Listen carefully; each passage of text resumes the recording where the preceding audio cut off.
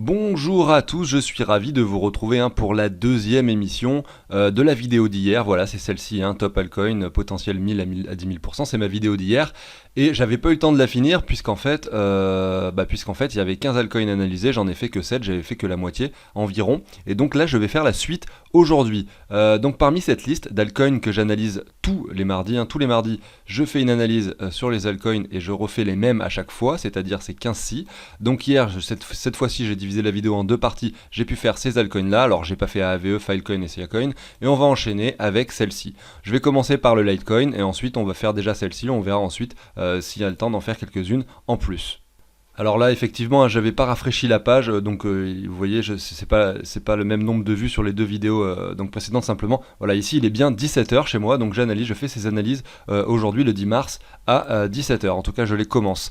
Donc ici, on peut voir que le Litecoin s'établit à 203$. Il avait fait, donc on est ici face au dollar, cet énorme W, très long terme. Il avait accumulé depuis le précédent sommet qu'il avait touché pendant, regardez, si on se positionne et qu'on considère ce rectangle d'accumulation ici, on peut dire que depuis le mois de mai 2018, il est sur quelque chose finalement. Bon alors certes qui accumule avec une amplitude assez énorme, mais on est sur quelque chose qui est resté entre ces deux bornes. Donc bon certes ces deux bornes font x5, pendant 2 ans. Alors aujourd'hui on l'a cassé, c'est ce niveau-là, et enfin on a formé ce W. Ce W a pris vie récemment, en tout cas face au dollar, et là derrière on revient tester la neckline à cet endroit-là, donc là c'était joli, et là on est venu un peu plus haut, on a retracé à nouveau, on est en train de faire des zigzags, le yo-yo, et donc on sait pas trop, c'est un peu l'hésitation au niveau du Litecoin, mais quand même, tout de même, on revient sur les 200$, à voir ce qui va se passer.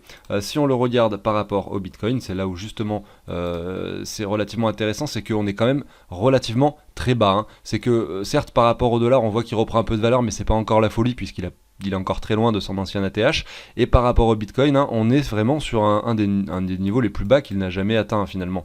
Donc il a beau avoir une bonne configuration par rapport au dollar, tant qu'il ne performera pas par rapport au Bitcoin, il n'y aura aucun intérêt à en avoir dans son portefeuille. Ceci dit, on est quand même très très bas et on pourrait s'attendre à ce que justement le marché reprenne un peu de valeur par rapport au Bitcoin également, et pourquoi pas revenir sur des niveaux plus élevés, et là on aurait quelque chose de très parabolique sur les Litecoin. Mais quand est-ce que ça va arriver ?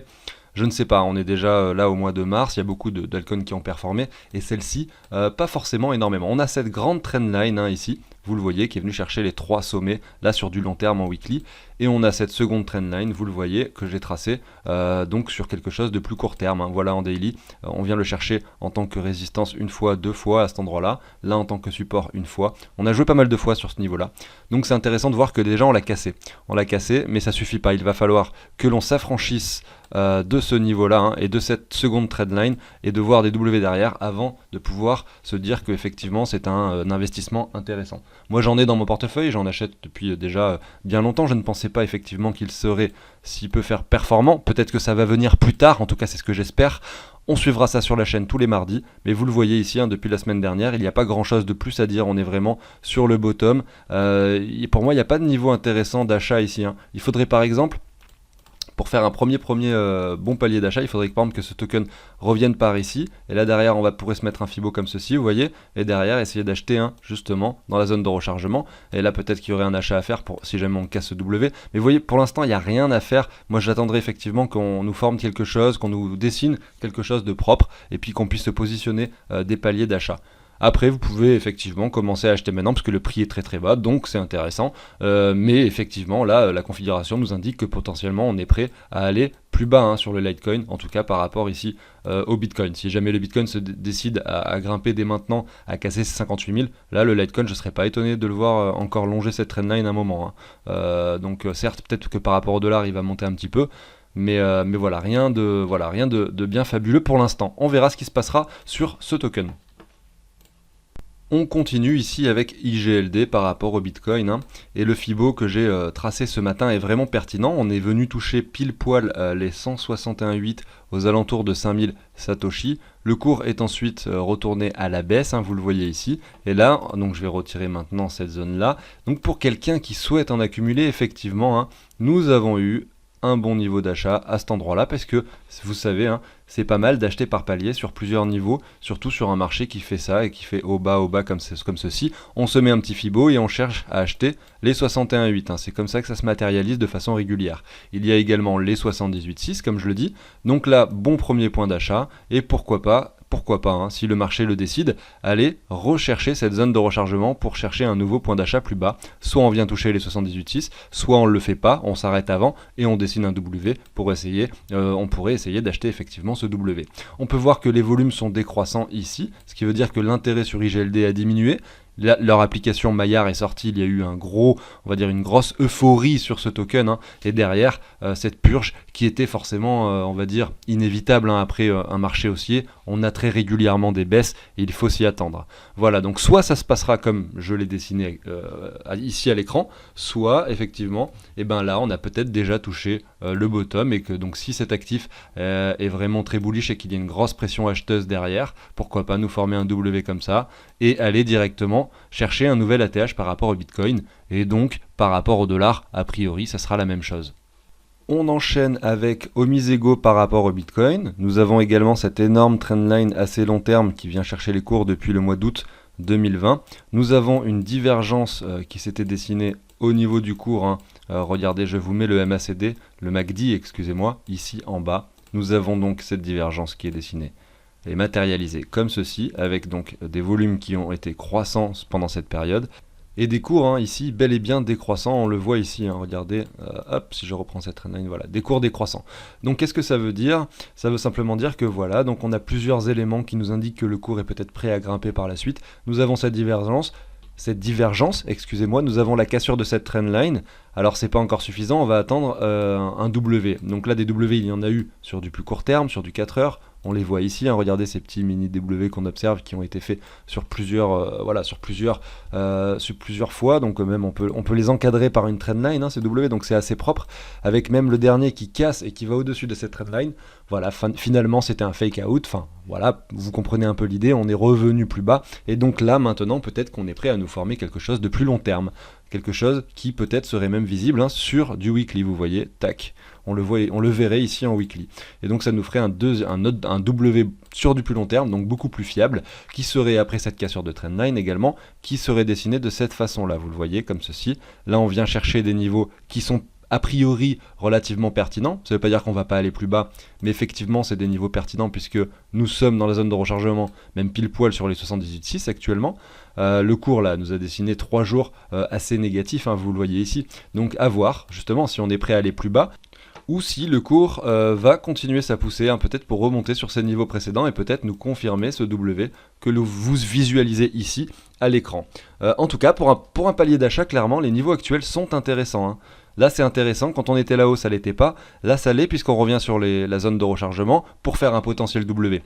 Si on va derrière, si on décide d'aller plus bas et si le cours va sur des niveaux inférieurs finalement aux 713-716 Satoshi, et bien à ce moment-là on essaiera d'identifier des choses plus bas. Et le premier palier d'achat ici aura quand même été pertinent puisque c'était un bon niveau, même si des fois on se trompe, c'est pas grave, on aura d'autres paliers à identifier plus bas. Si vous voulez consacrer une certaine somme à ce token, vous l'avez divisé par exemple par 5, j'en sais rien, et vous en mettez un ici et vous essayez d'en prendre d'autres plus bas. Alors je dis 5, évidemment, c'est vous qui choisissez tout, je fais pas de conseils en investissement, vous choisissez combien de paliers vous voulez faire, vous choisissez même si vous voulez faire des paliers, vous pourriez par exemple, je vais encore vous dire une autre stratégie possible, hein.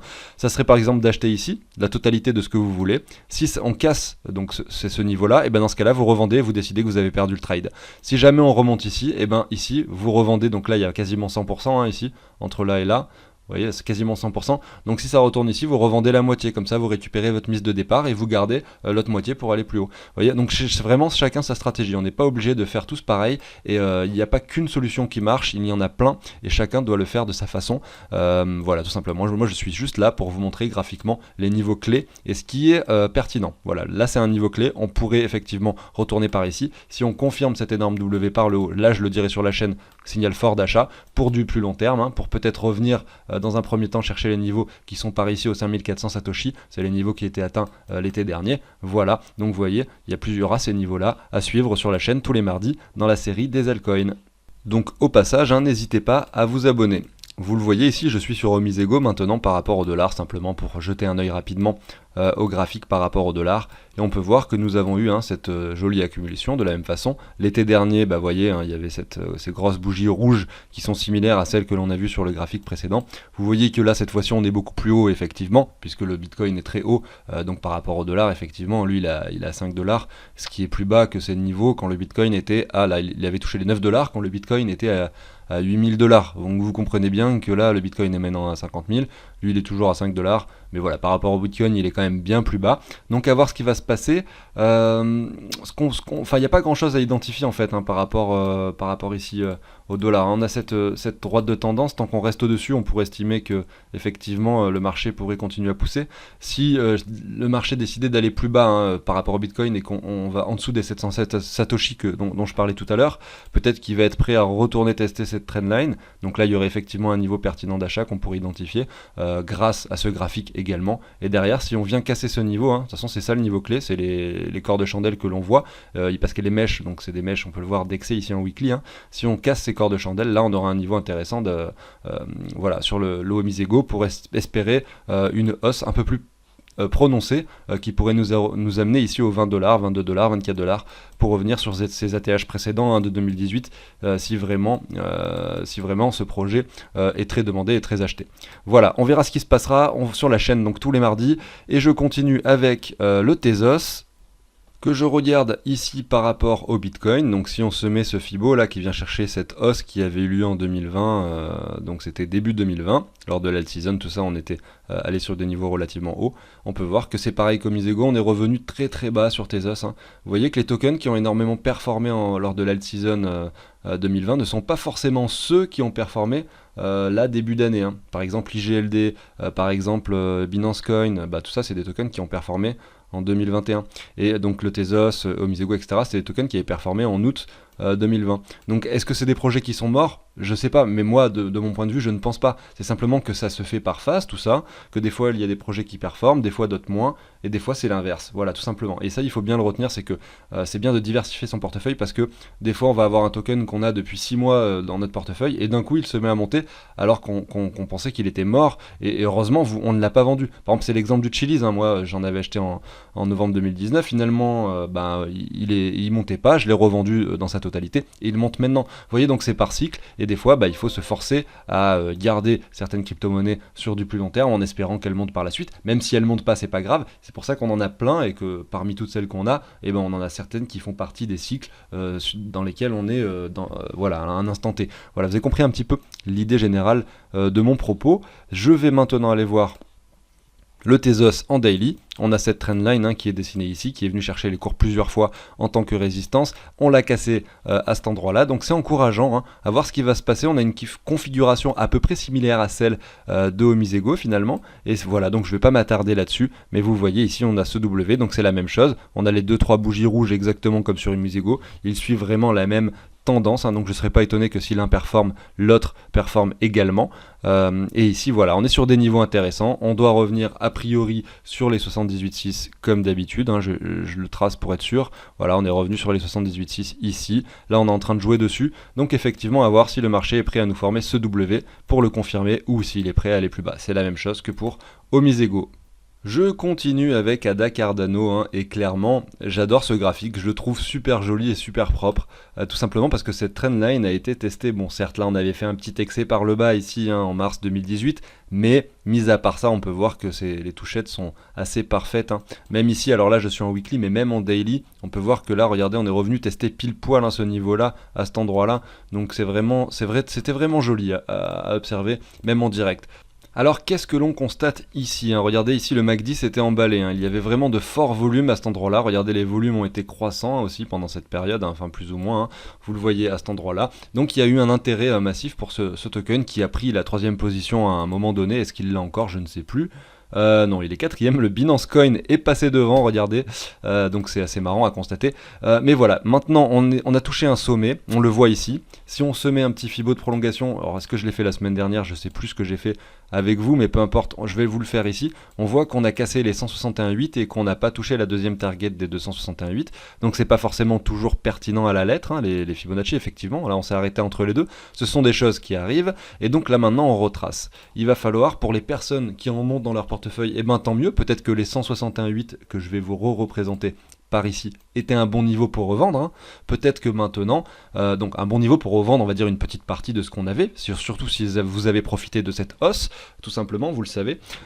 Et donc maintenant on retrace, et on peut s'attendre à ce qu'on revienne tester cette trendline, tout simplement parce que il n'y a pas énormément de résistance, enfin de support, excusez-moi, avant cette trendline. On peut s'attendre à cela, là on est sur 2 semaines consécutives baissières, et si on revient ici, là on aura un très bon point d'achat sur Cardano.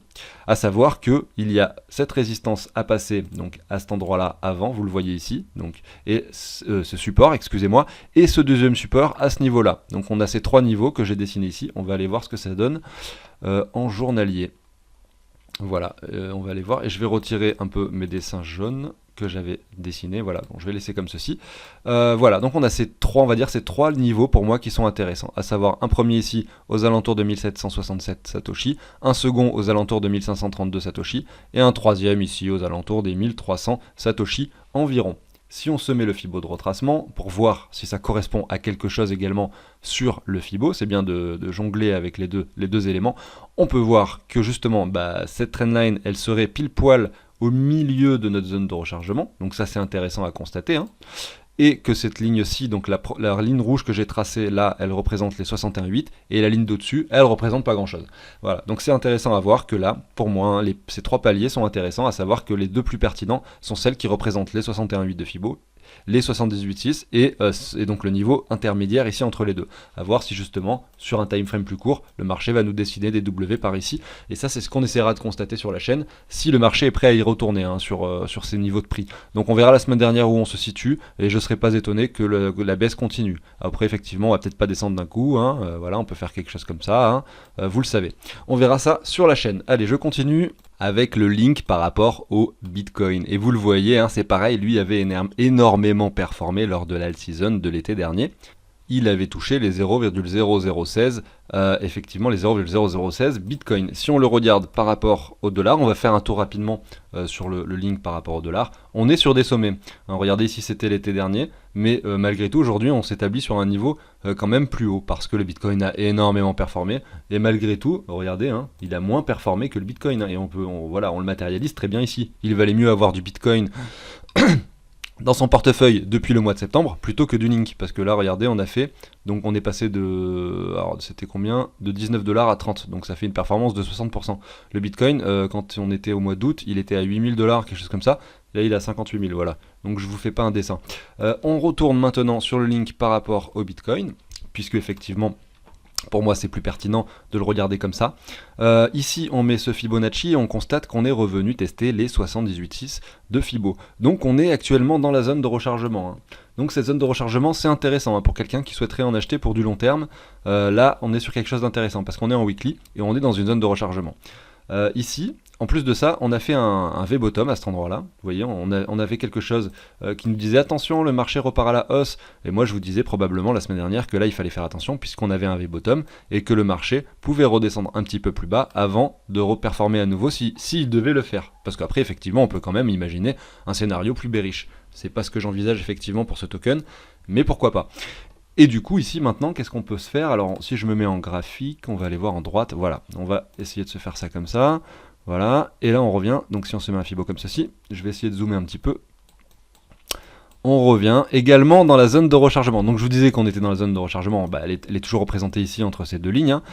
Et parmi cette petite hausse qui avait eu lieu là avec ce joli V-bottom, on revient également dans la zone de rechargement. Donc là, effectivement, c'est un niveau pertinent. Et peut-être, pourquoi pas, hein, acheter par palier ce premier niveau pour essayer de jouer la cassure de ce W pour pourquoi pas, hein, dans un premier temps, revenir chercher ces niveaux précédents par rapport au Bitcoin qui se situe par ici, ce qui nous ferait déjà une hausse par rapport au cours actuel de 157%, donc x 2,5. Et derrière, à voir si on peut matérialiser cette énorme W qui serait sur quelque chose de plus long terme, hein, vous le voyez, donc je vais pas vous le dessiner, mais imaginez casser ce niveau-ci, voilà, tout simplement, Et là derrière, hein, si on casse ce niveau-là, on va essayer de voir. Ici, je pense que c'est bien de prendre des bénéfices. Hein. C'est toujours pareil, hein, quand on revient sur des sommets comme ça, là, il y a des résistances, il faut commencer à prendre des bénéfices. Donc si vous achetez par exemple sur le prix actuel, donc vous faites un premier palier, un second palier par ici, si le cours s'emballe et monte là-haut, là il faut revendre. Si le cours redescend, etc., vous essayez peut-être de localiser des troisième et quatrième achats, et s'il descend plus bas, et ben vous essayez de localiser. Si jamais vous pensez que le projet est mort, vous revendez à perte, et voilà. C'est toujours pareil, on ne gagne pas forcément d'argent sur les marchés. Mais si on revient ici, bah voilà, ici directement, qu'est-ce que je fais ? Eh bien, je vous le disais tout à l'heure, entre le niveau actuel et là-haut, il y a x2,5 par rapport au Bitcoin. Si le Bitcoin fait lui aussi x2, eh ben on aura x4, x5. Et dans ce cas-là, si on est à x5 par rapport au dollar, bah, qu'est-ce que je fais ? Bah, je revends par exemple un cinquième de ma position pour récupérer mon investissement de départ. Voilà, c'est toujours pareil. Et derrière, si on casse ce niveau, eh ben, tant mieux, j'en garde 4 cinquièmes. Et là, derrière, eh ben, voilà, hein, ça me fait que du profit et c'est que du bénéfice. Mais voilà, rien de sûr hein, là-dessus, à voir si justement ce W prend vie, ça sera la première étape. Et on suivra ça hein, sur la chaîne, sur cette série consacrée aux altcoins. Et je continue avec Neo. Neo ici s'établit à 738 Satoshi. On est quand même relativement bas. On peut voir que là, lui, n'a pas performé du tout non plus. Hein. En 2018, il avait eu des performances énormes. Après, il y a eu ce crash hein, qu'on a pu matérialiser. Donc c'est un projet qui existe depuis longtemps. C'est un concurrent direct d'Ethereum, c'est chinois. Et là, regardez ici, on latéralise depuis un bon moment maintenant. Donc là, il n'y a aucun signal qui nous dit que ce marché est prêt à reprendre de la valeur. Mais si on se met sur quelque chose, donc on va dire de plus court, on va se mettre en daily par exemple, on va aller regarder ça de plus près. Voilà, ici donc là nous étions en septembre 2020, donc c'est un peu plus joli à regarder. Là ici septembre 2020, là nous sommes en mars 2021. Nous avons cette trendline que l'on peut matérialiser comme celle-ci, comme ça, voilà, vous voyez. Là, on la casse. Là, on commence à essayer de former des W, on latéralise. Donc là, c'est intéressant, on commence à voir des choses intéressantes. Là, on le casse par le haut, à voir si le marché est prêt peut-être à revenir plus bas pour faire un W sur quelque chose d'un peu plus long, pour derrière remonter. C'est ce qu'on va essayer de voir hein, sur ce token au quotidien. En tout cas, pour quelqu'un qui souhaitera en accumuler et que c'est vraiment un projet dans lequel il croit, effectivement, les niveaux actuels sont des niveaux intéressants. Reste à voir si justement nous sommes prêts à aller plus bas pour essayer d'accumuler un petit peu plus de néo hein, dans cette zone de rechargement comme d'habitude. Mais derrière, on peut s'attendre effectivement à ce que ce token performe. Si jamais le projet, pareil, c'est toujours pareil, vous pensez que c'est un projet qui peut performer, pourquoi pas en accumuler. Et si on casse ce W, là on aura un vrai signal. Hein. Et là on aura un vrai signal pour peut-être revenir hein, sur les niveaux précédents, excusez-moi, qui se trouvent ici. Ça nous ferait déjà donc par rapport au cours actuel une hausse de 200%, donc x3, si on revient sur les niveaux de septembre 2020, simplement. Voilà pour Neo. Allez, je suis toujours en daily et je suis passé sur AAVE par rapport au Bitcoin ici. Hein. Et là, on peut voir, hein, c'est assez propre également. Ça ressemble beaucoup à ce qui s'est passé sur IGLD. Regardez ce Fibo, on allait chercher pile poil les 161,8. Hein. Donc je le rappelle, hein, c'est toujours des bons niveaux pour prendre des profits. Hein. Et là, il y avait un niveau très intéressant pour prendre des profits. Ici, il y avait un premier niveau pour des profits. Ici, le second. Effectivement. Donc, je reprends un peu ce que je disais tout à l'heure. Si on achète du token à cet endroit-là parce qu'on estime que ce W peut prendre vie. On ne sait pas si ça va se passer, mais on sait que si ça se passe, ben effectivement, ça peut être bénéfique. Et ben derrière, qu'est-ce qu'on peut faire ? Le cours atteint ce niveau-là, on revend, on va dire, l'investissement de départ, parce qu'on a déjà fait une performance intéressante de x3, x4, donc on peut revendre, on peut récupérer x2, c'était x2, excusez-moi, donc on peut récupérer son investissement de départ en gardant l'autre moitié, et derrière, hein, donc le token casse ce sommet, et derrière on peut par exemple revendre une partie ici au 123,6, revendre ici au 161,8 et se garder 5 à 10% au cas où si le token continue à monter. Voilà, donc ça c'est un exemple d'une des stratégies que vous pourriez adopter parmi plein d'autres stratégies, bien entendu. Voilà pour ça. Et derrière, donc le marché retrace, là, ça y est. Donc voilà, il a atteint un sommet à cet endroit-là. Hein. Ici, on était au début février 2021. Donc là, je suis sur du daily. Et derrière, il retrace, ce qui est tout à fait pertinent et logique. Hein. Là, on revient tester pile poil ce niveau précédent. C'est assez propre, on revient le tester. Est-ce que ça correspond à quelque chose d'intéressant ? On va aller voir ça tout de suite. On va se mettre comme ceci. Et on peut voir qu'on revient effectivement tester pile poil les 61,8 avec cette petite mèche. Hein. Donc pour quelqu'un qui aurait mis un ordre ici au 61,8.